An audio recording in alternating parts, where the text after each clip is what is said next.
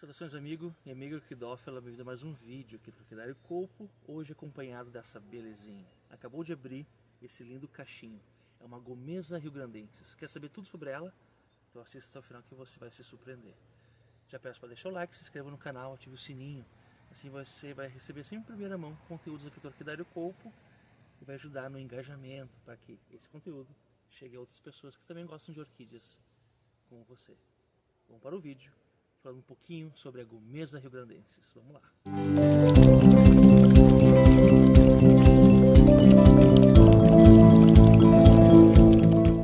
Bom pessoal, vamos começar a falar um pouquinho da distribuição dessa linda orquídea, Gomeza riograndensis. No início, ela foi considerada um oncidium, então ela é chamada de Oncidio riograndensis. Como o nome já diz, riograndensis, a espécie tipo que encontraram para fazer a identificação foi encontrada no Rio Grande do Sul, então por isso que o nome base é riograndensis. Mas ela está localizada em Santa Catarina, no Paraná e também na região de Misiones, que é do ladinho aqui do Rio Grande do Sul, como mostra esse mapinha.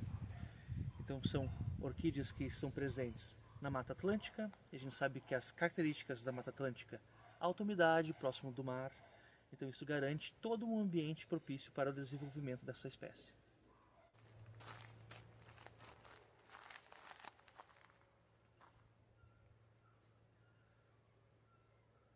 Bom pessoal, vamos começar a falar um pouquinho da distribuição dessa linda orquídea, Gomeza riograndensis. No início, ela foi considerada um oncidium, então ela é chamada de Oncidio riograndensis. Como o nome já diz, riograndensis, a espécie tipo que encontraram para fazer a identificação foi encontrada no Rio Grande do Sul, então por isso que o nome base é riograndensis.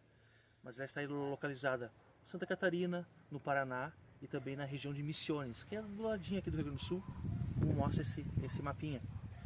Então são orquídeas que estão presentes na Mata Atlântica, e a gente sabe que as características da Mata Atlântica, alta umidade, próximo do mar, então isso garante todo um ambiente propício para o desenvolvimento dessa espécie. E, pessoal, essa mudança de nomenclatura se deve muito aos estudos, ao avanço dos estudos taxonômicos, que vai identificando cada virgulinha, cada diferenciamento de uma planta para outra e vão sendo catalogadas no seu devido lugar. Muitos oncídios estão virando gomezas exatamente por causa disso. Por exemplo, alguns antigos oncídios possuem uma folha maior e mais larga. As gomezas é uma flor menor e um pouquinho mais afilada. E a diferença também está nos bulbos. Via de regra, as gomezas possuem um bulbo mais sulcado, aqueles sulquinhos que se formam. Já os bulbos de oncídios são mais ovalados e são lisos, né? E também algumas diferenças na flor, principalmente na disposição das pétalas e sépalas. Algumas gomezas possuem as sépalas fundidas e no caso dos oncídios as sépalas são mais livres, né? Então essas são pequenas variações de um gênero para outro e faz com que o avanço taxonômico mude um pouquinho da nomenclatura. É um pouquinho chato porque quando a gente aprende o nome de uma orquídea, a gente fixa na cabeça. Quem costuma visitar aqui o orquidário, acompanhar meus vídeos, sabe que eu tenho o costume de colocar apelidos nas minhas orquídeas.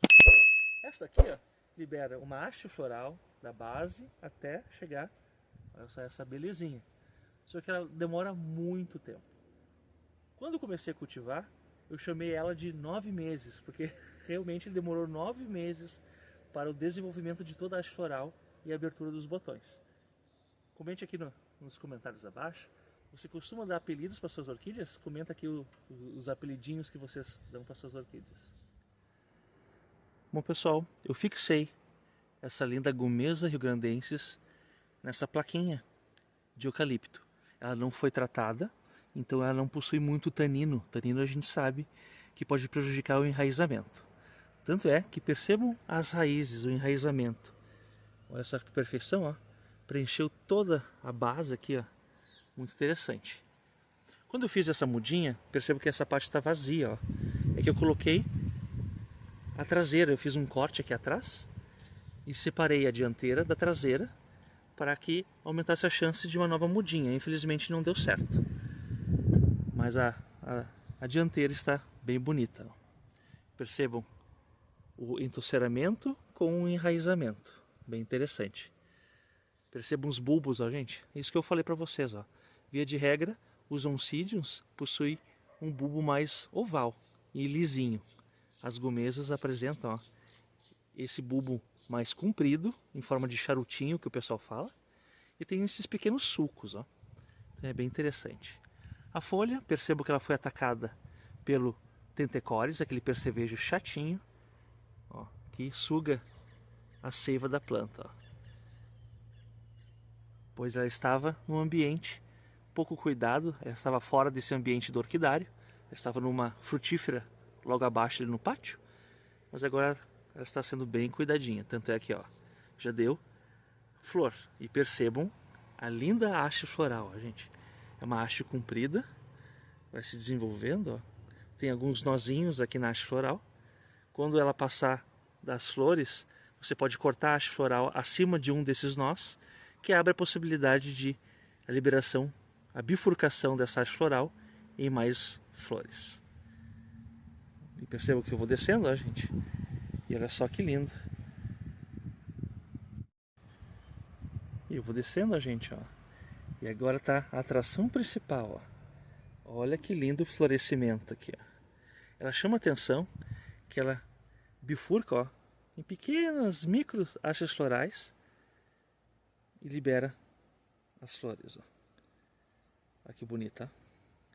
Perceba aqui a flor. Um labelo um pouquinho menor. Os oncídios possuem um labelo um pouquinho maior. Então você vai percebendo as diferenças do oncídio para a gomesa, né? E a mudança do nome, ó.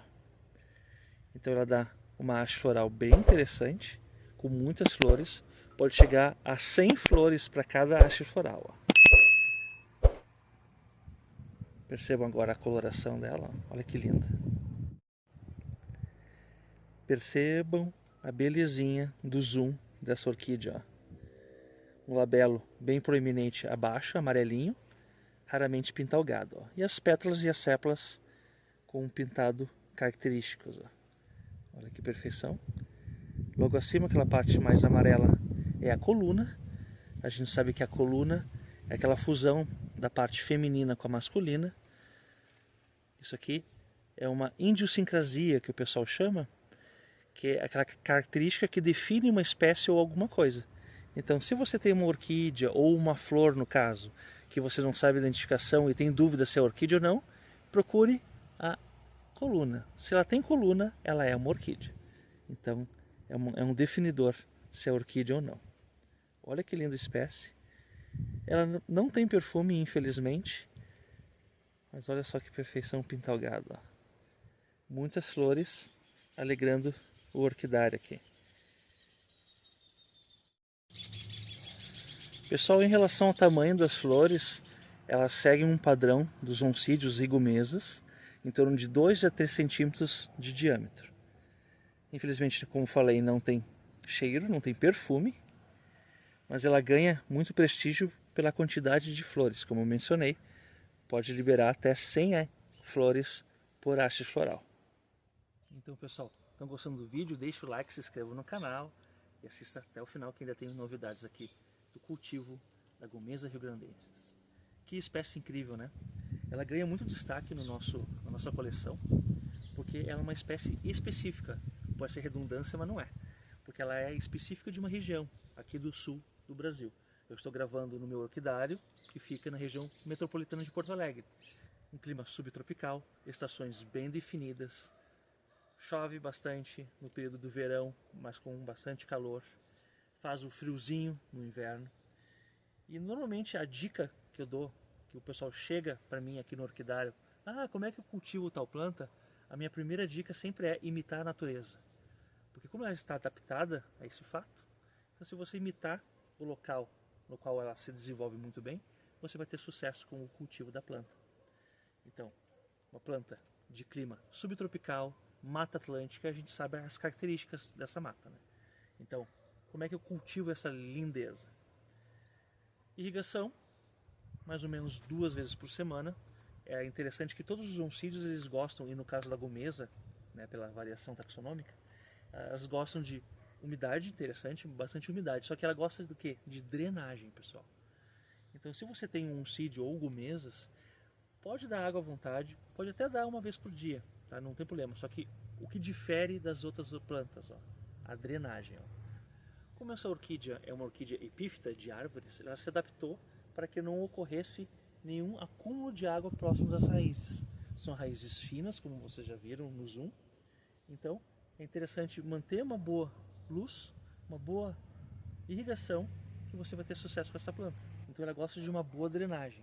Eu sempre falo aqui para vocês, né, que orquídea não gosta de dormir com os pés molhados. Isso se refere ao quê? A alta drenagem.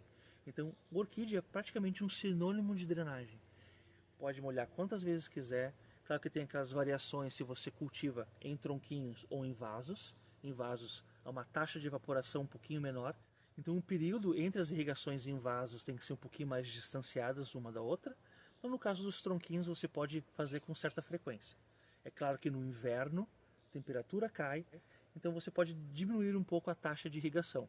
Se você irriga uma vez por dia, num ambiente mais com calor, ou um ambiente subtropical, 3 vezes por semana, no inverno, uma vez por semana é o suficiente. Você vai hidratar a planta e vai evitar que, com o frio e a alta umidade, possa ocasionar alguns danos, tanto na planta como nas raízes. Também abre a porta para o aparecimento de pragas, cochonilhas, outros insetos como tentecórias. Então, um ambiente muito abafado, com pouca ventilação, traz prejuízo no cultivo dessa planta. Então, o macete clássico é: imite a natureza. Uma espécie endêmica da região sul do Brasil, um pouquinho do Paraguai, um pouquinho da Argentina. Então, imite um pouco esse ambiente. Então, essa linda gomesa recebe mais ou menos 13 irrigações por semana. E o que falar sobre a luz, a luminosidade? Imaginem-se numa mata atlântica, aquela copa fechada, aqueles filetinhos de luz chegando nas plantas. Então, imite também isso. Então, um ambiente com uma luminosidade mais controlada, um sombrite a 60%, 70%, ela vai se dar muito bem. Via de regra, no cultivo de orquídeas, cada espécie tem as suas necessidades básicas de recursos, né? Taxa de umidade, iluminação, até o adubo que a gente dá para elas. Então, cada orquídea tem o seu metabolismo. Alguns oncídios gostam de sol pleno, aquele sol forte. Eles conseguem se adaptar. Algumas catleias também. Outras orquídeas, como a Dicheia pêndula, aquela orquídea samambaia, ela não pode ver sol direto. É só iluminação direta. E no caso aqui da gomesa, ela também gosta de uma luz um pouquinho indireta, só que aquele sol da manhã. Aquele famoso sol da manhã, ou aquele sol da tarde, a partir das 4 horas da tarde. Aquele solzinho mais fraco, um pouquinho quente, mas que dá uma taxa de luminosidade bem interessante para que a orquídea continue com o seu metabolismo, a sua fotossíntese, né? Então, luminosidade e irrigação você já aprendeu aqui. E o que falar sobre a adubação? Pessoal, diferença entre veneno e remédio é a dosagem, é a concentração. Então, via de regra, aqui no meu orquidário, eu faço uma adubação a cada 15 dias, a cada 30 dias, porque eu vejo que a orquídea precisa descansar um pouco. Porque, queira ou não queira, qualquer tipo de adubação possui sais, possui muita matéria orgânica, e às vezes a exposição desses adubos, tanto os artificiais como os adubos orgânicos, com a presença do sol, com a presença do calor, pode trazer algum dano, seja no vegetal, seja na raiz. Então é bem interessante que você possa controlar a adubação. Tem aquelas adubações clássicas de manutenção 10-10-10, né? Essa numeração é NPK, nitrogênio, fósforo e potássio. Então cada macronutriente tem uma função interessante aqui para o vegetal. E também tem os micronutrientes, que auxilia no transporte de todos os elementos do metabolismo. Então, uma adubação intercalada de 15 dias ou uma vez por mês é interessante. Aqui, você já viu aqui no canal, dê uma olhadinha aqui no card, eu mostrei para vocês um adubo que eu estou testando. É um adubo de inso, é o chá de inso. Dei uma geral aqui no panorama aqui do meu sítio, comecei a encontrar algumas plantinhas que estavam se desenvolvendo mais rapidamente que outras plantas, os famosos insos. A gente sabe que essas plantas possuem um alto poder de crescimento, ou seja, então tem hormônio de crescimento. Então eu peguei, coloquei tudo no liquidificador, botei umas 10 plantinhas, não cheguei a esquentar, né? Só bati no liquidificador, peneirei, então ficou só aquele caldinho verde, rico nos nutrientes e nos elementos desses insos. Então certamente tinha o quê? Tinha algum hormônio de crescimento. E apliquei, claro, como eu falei, concentração. Eu apliquei apenas 10% dessa concentração num recipiente com água. E apliquei nessas lindas orquídeas e já está dando bom resultado. Ó. Esse autoenraizamento já é resultado desse adubo. Então, olha aqui no card para você depois do vídeo visitar e saber como é que eu fiz esse lindo adubo. Pessoal, como eu falei sobre imitar a natureza, você pode cultivar uma orquídea epífita em vasos. Apenas imite um pouco a drenagem que você vê na natureza. Então você pode utilizar brita, casca de pinos, carvão, tudo para auxiliar na drenagem. A irrigação chega na planta, hidrata, ela vai embora, ela não pode ficar, porque as raízes são muito finas. A gente sabe que as raízes das orquídeas elas são muito finas, fazem fotossíntese e respiram. Então se ela permanecer muito tempo encharcada, essa transpiração e essa respiração vai cessar. E a sua orquídea vai começar a morrer da raiz para o resto da planta. Então não cometa esse erro. Sempre comece um cultivo de orquídeas pensando na sua drenagem. Bom pessoal, e como essa linda orquídea está na natureza, ela também possui pragas. Quais são as principais pragas que atingem as gumesas? Como elas gostam de um ambiente com circulação interessante de ar, elas não gostam muito de abafamento. Isso atrai o quê? Muito cochonilhas.